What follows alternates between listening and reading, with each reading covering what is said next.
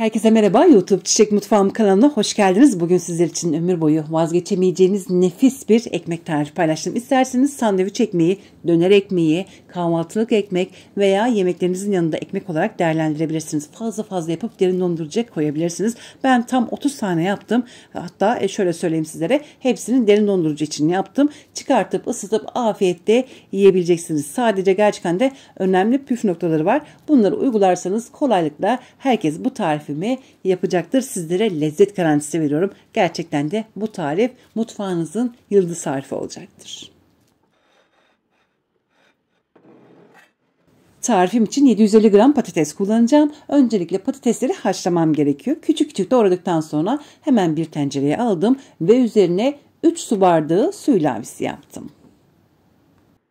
Patatesi haşlamak için bile benim vermiş olduğum su oranı çok önemlidir. Nedenini biraz sonra sizlere detaylı bir şekilde izah edeceğim.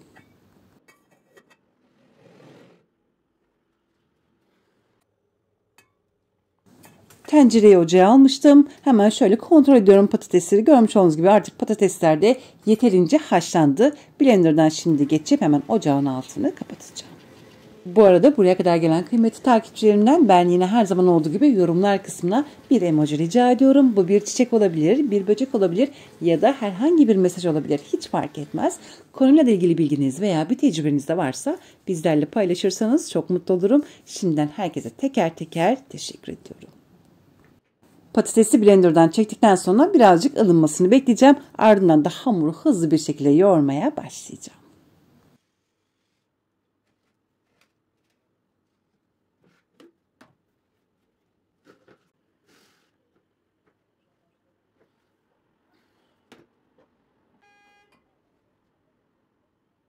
Geniş bir leğenin içerisine 2,5 bardak ılık süt, 2 bardak ılık su,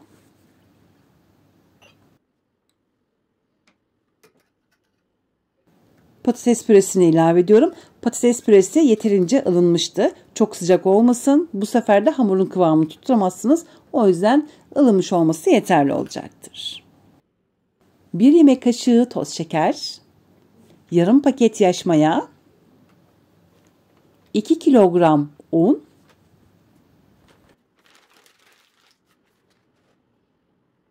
ve son olarak tuz ilavesi yapıyorum. Toplamda 3 tatlı kaşığı dolusu tuz kullandım.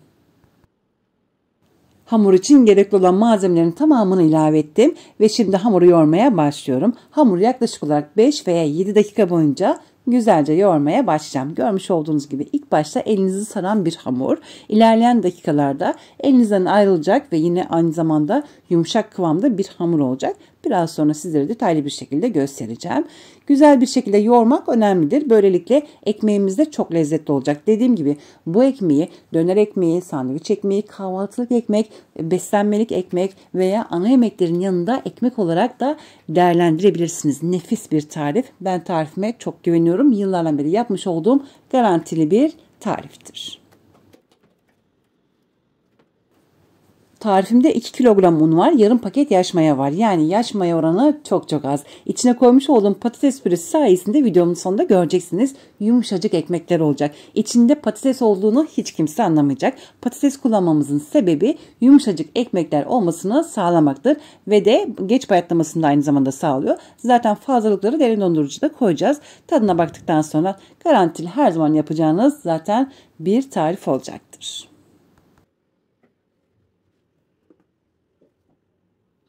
Hamur yaklaşık olarak 1,5 veya 2 saat boyunca mayalandı. Üstünü tabii ki de kalın bir örtülerle örttüm. Ve şimdi hemen ellerimle birazcık yoğuracağım. Ve tekrardan kapağını kapatıp üstünü sarıp yaklaşık olarak bir yarım saat daha bekleteceğim. Yani çift mayalandırma yapacağız. Böylelikle ekmeği yerken kesinlikle içinde maya kokusunu almayacaksınız. Hem de çok lezzetli bir ekmek olacaktır.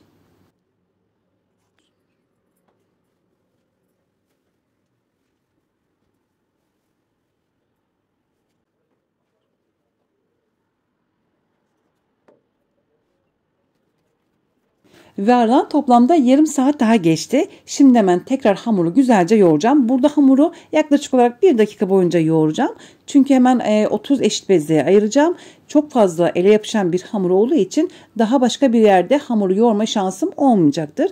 Burada yaklaşık olarak 1 dakika boyunca yoğurduktan sonra 30 bezeye ayıracağım.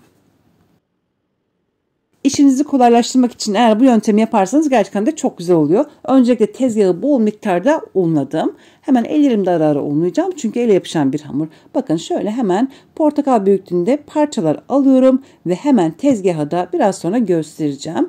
Tezgaha da hemen bu şekilde dökeceğim. Ardından da bezeleri ellerimle yuvarlayacağım. Eğer bu şekilde yaparsanız gerçekten de çok kolay olacak. Bakın görmüş olduğunuz gibi ellerimle hemen leğenden hamuru aldım ve bol miktarda unlamış olduğum tezgahın üstüne bıraktım. Tabii ki de böyle bir alanınız yoksa temiz mutfak bezinin üstünü bol miktarda unlayıp yine bu işlemleri de yapabilirsiniz. Veya teker teker de yapabilirsiniz ama bu şekilde yaparsanız daha da pratik olacaktır.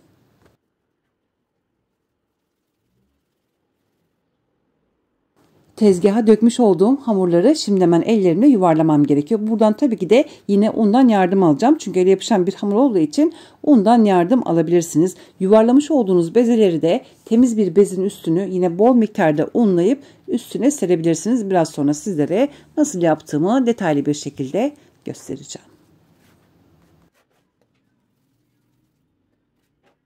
Elinizde unlarsanız kesinlikle hamur yapışmayacaktır. Çok narin bir şekilde, çok fazla bastırmadan narin bir şekilde görmüş olduğunuz gibi bezeleri çok kolay bir şekilde yuvarlıyorum. Yuvarlamış olduğum bezeleri de görmüş olduğunuz gibi bir bezin üstünü bol miktarda unladım ve de yuvarlamış olduğum bezeleri de bu şekilde bezin üstüne dizdim.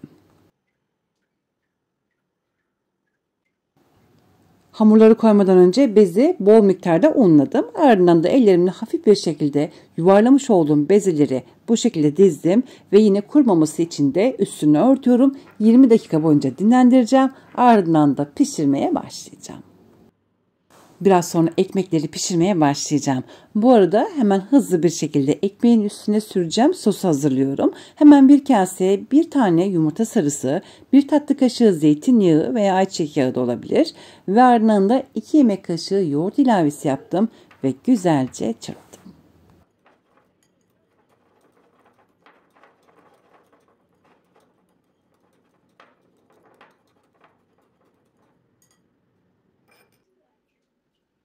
Ve aradan 25 dakika geçti. Bezeler artık çok güzel bir şekilde dinlendi. Şimdi hemen peş peşe pişirmeye başlayacağım. Bu arada evde bulunan bütün tepsileri hazırlayabilirsiniz. Çünkü çok kısa bir süre içerisinde ekmekleri pişireceğim. Yani sadece 15 dakikanın içerisinde bir tepsiyi fırından çıkartmış olacağım. Bu nedenle bütün işlemleri peş peşe yapacağım için hem yapımı çok kolay olacak hem de pişirme süresi çok kısa olacaktır. Bezin üstünden bezeleri alırken dikkatli oluyorum. Söndürmemeye çalışıyorum. Tabii eğer ellerinize yapışırsa mutlaka ellerinizi ara ara unlayın. Böylelikle kesinlikle hamurlar ellerinize yapışmayacaktır.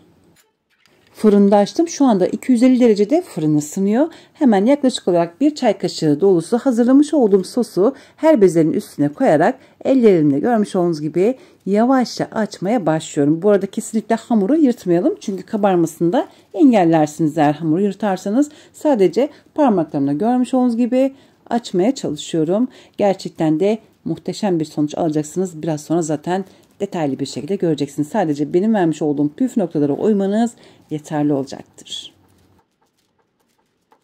250 derecelik fırın ayarında sadece bir tepsi 15 dakikanın içerisinde pişecektir. O yüzden lütfen başından ayrılmayalım. Çok hızlı bir şekilde pişecektir. O yüzden diğer tepsileri de peş peşe hazırlamanızı tavsiye ediyorum. Bu sosu sürdükten sonra 10 dakika boyunca tepsi mayasını bekleyeceğim. Ardından da dediğim gibi hepsini peş peşe pişireceğim.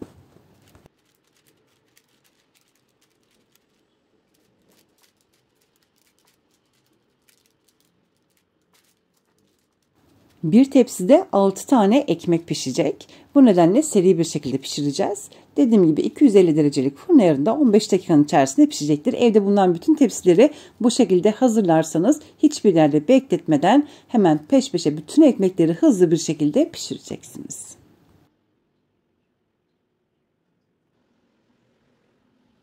İlk tepsiyi 10 dakika boyunca veya 15 dakika boyunca ortam sıcaklığında beklettim ve şimdi hemen pişmesi için fırına veriyorum.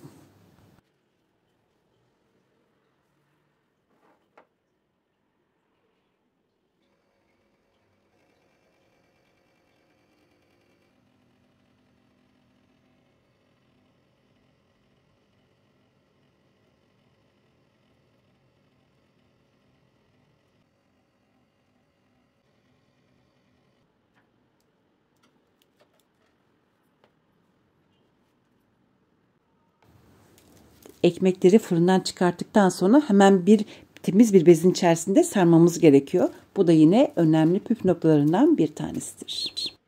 Gerçekten de muhteşem ekmekler oldu. Dediğim gibi isterseniz döner ekmeği, sandviç ekmeği, kahvaltılık ekmek veya ana yemeklerin yanında da bu ekmekleri afiyetle yiyebilirsiniz. Derin dondurucuya da koyabilirsiniz.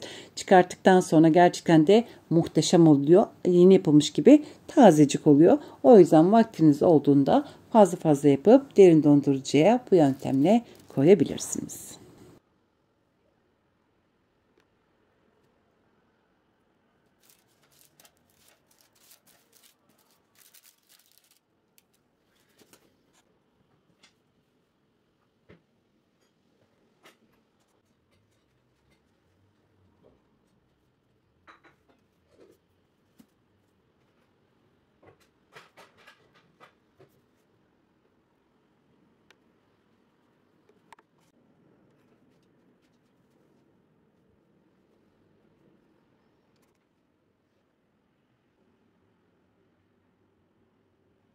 Artık ekmekler pişti. Görmüş olduğunuz gibi hem yumuşacık oldu, hem rengi çok güzel oldu, hem de içi çok güzel bir şekilde pişti. Biraz sonra sizlere içini açıp detaylı bir şekilde göstereceğim. Tam 30 tane ekmek oldu. Fazlasını derin dondurucuya koyabilirsiniz.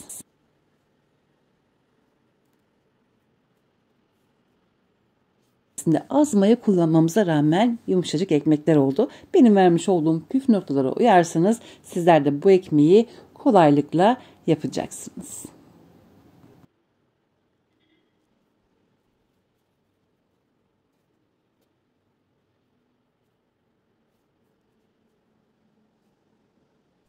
Bu ekmeği yiyenler sizden gerçekten de hemen tarif isteyecek ve sizin yaptığınızı da inanamayacak. Fazla yapıp derin dondurucuya koyabilirsiniz. Beslenme çantaları için envai çeşit gerçekten de sandviçler yapabilirsiniz. Ben öyle yapıyorum. Fazla yapıp derin dondurucuya koyuyorum. Gerçekten de nefis sandviçler yapacaksınız. Ben tarifime çok güveniyorum. Gönül rahatlığıyla bu tarifimi deneyin. Gerçekten de çok iddialıyım.